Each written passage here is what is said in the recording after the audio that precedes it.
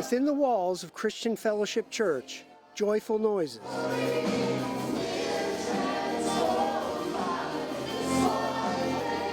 But also, from Pastor Richie Clendenen, words of prophecy come to pass. And the Bible says, in this life you will have troubles, you will have persecutions. Let me tell you, that time is here. There's nobody hated more in this nation than Christians. Welcome to America's Most Wanted.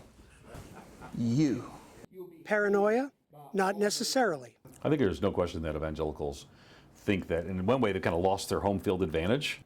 Ed Stetzer is Director of Research at LifeWay Christian Resources in Nashville. A recent LifeWay survey found that 2/3 of Americans believe Christians face increasing intolerance. That's not a fringe belief. That's the majority American belief. I believe that the voice of Christians is trying to be silenced. Marshall County is like a lot of rural America. It's a place where faith and politics are closely intertwined. Despite this feeling of losing ground, evangelicals are still an important voting bloc. We are going to protect Christianity, and if you look what's going on throughout the world. 19-year-old Faith Haley feels some have used religion as a political weapon. I've seen a lot of hate and a lot of anger, and that is really upsetting, especially when it's done in the name of God. The same LifeWay survey also found nearly half of Americans feel Christians complain too much about how they're treated. Haley gets that, to some extent.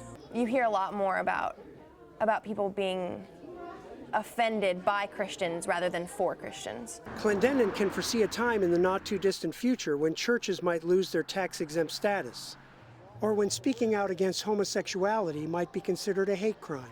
A lot of the issues that we're coming up against brings us to this cliff, and we're right on the edge of it. Not surprisingly, there's disagreement among evangelicals themselves, particularly when it comes to the issue of LGBT rights and protections. Oh my God, true evangelicalism starts with how you treat the poor, people who are different and people are on the margin. Christian Fellowship member Daniel Sladen has no problem serving same-sex couples in his restaurant, but he says some seem to think that's not enough. I'm not going to judge them. That's God's job, you know. The thing that concerns me is when the law tries to get to the point to where it forces me to acknowledge their actions as truth. Parishioner Adam Dunn says evangelicals have brought a lot of this on themselves. We've really ruined the love of Jesus in North America, it seems like. His pastor agrees. The son and grandson of preachers, Clendenen says too many Christians have earned the labels of intolerant and self-righteous. People are not our enemies. Our enemy is Satan. Pastor Richie tells his flock that the culture is shifting.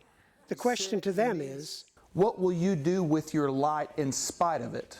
Hide it under a bushel? No. Clendenen knows what he's going to do. I'm gonna let it shine.